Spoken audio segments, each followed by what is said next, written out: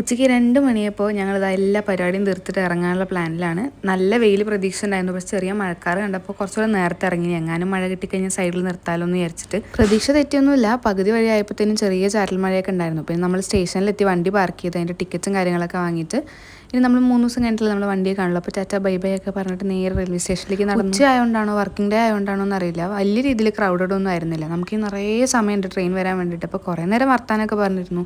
പിന്നെ കുറച്ച് വീഡിയോസൊക്കെ എടുത്തിരുന്നു. പിന്നെ ഞങ്ങൾ രണ്ടാളും കൂടി നിന്ന് കഴിഞ്ഞാൽ ഭൂമിയുടെ താഴെയുള്ള എന്തെങ്കിലും കാര്യങ്ങളൊക്കെ നമുക്ക് എന്തായാലും സംസാരിക്കാനുണ്ടാവും. പ്രത്യേകിച്ച് ഉപകാരമുള്ളതൊന്നും ആവില്ല, എന്നാലും ഉണ്ടാവും. അതിന് കുറേ നേരം വെയിറ്റ് ചെയ്ത് ലാസ്റ്റ് നമ്മുടെ ട്രെയിൻ വന്നിരിക്കുകയാണ്. ഇനി ഒരു 12 മണിക്കൂറോളം നേരം നമ്മൾ ട്രെയിനിനകത്താണ്. എന്താ ചെയ്യേണ്ടതെന്ന് വലിയ ഐഡിയ ഒന്നുമില്ല. അതുകൊണ്ട് ആദ്യത്തെ പ്ലാനായിട്ട് രാത്രി കഴിക്കാൻ വെച്ച ഫുഡിൻ്റെ ചെറിയൊരു പോർഷൻ കഴിക്കാമെന്ന് വിചാരിച്ചു. കുറച്ച് നേരം ലുഡോ ഒക്കെ കളിച്ചിരുന്നു. തൊട്ടടുത്ത സീറ്റിലുള്ള കുട്ടിയായിട്ട് കുറേ നേരം വർത്താനൊക്കെ പറയുന്നത് രണ്ടുപേരും കുറച്ച് നേരം പോയി ഉറങ്ങിയിട്ടുണ്ടായിരുന്നു. പിന്നെ ട്രെയിനിൽ നിന്ന് തന്നെ ഈ ലേസ് പോലത്തെ സാധനം ഉണ്ടല്ലോ, അത് വാങ്ങി തൊട്ടടുത്ത സ്റ്റേഷനിൽ നിന്ന് മിൽമയിൽ നമ്മൾ കുറച്ച് ഡ്രിങ്ക്സ് ഒക്കെ വാങ്ങിയിട്ടുണ്ടായിരുന്നു. സംഭവം സമയം കളയണം, പിന്നെ ചെറിയ അല്ലറ ചില്ലറ വിശപ്പൊക്കെ ഉണ്ടായിരുന്നു. അങ്ങനെ അടുത്തുള്ളവരൊക്കെ കിടന്നിട്ടുണ്ടായിരുന്നു. അപ്പോൾ അവിടെ ഇരുന്ന് കച്ചറ ഉണ്ടാക്കണ്ടെന്ന് വെച്ചാൽ കുറച്ച് നേരം ഡോറിൻ്റെ അവിടെ വന്ന് കാറ്റൊക്കെ കൊള്ളായിരുന്നു. ഞാൻ ചെറുതായിട്ട് ചമ്മിപ്പോയി. രാത്രിയുള്ള കാഴ്ചകൾ വീഡിയോ എടുക്കാൻ നിന്നാണ്. ഫുൾ ഇരുട്ടായിട്ട് ഒന്നും കാണുന്നുണ്ടായിരുന്നില്ല. പിന്നെ പോയി കിടന്നുറങ്ങി. ഒരു 3:30 ആയപ്പോൾ അലാറം വെച്ച് എണീറ്റിട്ട് പിന്നെ എന്താ ഡോറിൻ്റെ സൈഡിൽ നിന്നിട്ട് കുറേ കാഴ്ചകൾ കാണാണ്. ഈ സമയമാകുമ്പോഴേക്കും നമ്മൾ സൗത്ത് ഗോവ കഴിഞ്ഞിട്ടുണ്ടായിരുന്നു. ഈ സമയമാകുമ്പോഴേക്കും ബ്രിഡ്ജസിൻ്റെ താഴെയൊക്കെ, പാലത്തിൻ്റെ താഴെയൊക്കെ നല്ല ലൈറ്റ്സ് ഒക്കെ ഇട്ടിട്ട് നല്ല അടിപൊളിയായിരുന്നു. അതൊന്നും വീഡിയോ എടുക്കാൻ പറ്റിയില്ല.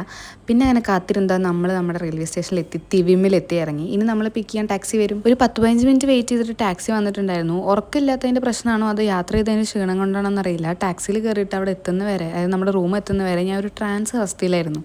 അധികം സംസാരിക്കാനൊന്നും എനിക്ക് വയ്ക്കുന്നുണ്ടായിരുന്നില്ല. ആൻഡ് ഫൈനലി നമ്മൾ നമ്മുടെ കോട്ടേജിലെത്തി. ലൈറ്റൊക്കെ ഇട്ടിട്ട് ആ ചെറിയ തണുപ്പുള്ള ആംബിയൻസിൽ കോട്ടേജ് കാണാൻ നല്ല ഭംഗിയുണ്ടായിരുന്നു. പക്ഷെ വലിയ രീതിയിൽ വീഡിയോ എടുക്കാനോ ആസ്വദിക്കാനോ ഒന്നും പറ്റില്ല. നേരെ കയറി കിടന്നുറങ്ങി. ഇനിയിപ്പോൾ കോട്ടേജ് നടന്ന് കാണുന്നതോ വീഡിയോ എടുക്കുന്നതൊക്കെ രാവിലെ ആവട്ടെ എന്ന് വിചാരിച്ചു. അതല്ലെങ്കിലും ഫുഡ് ഉറക്കം കഴിഞ്ഞിട്ടല്ലേ നമുക്ക് വേറെ എന്തുള്ളൂ. അപ്പോൾ ഓക്കെ, ബൈ.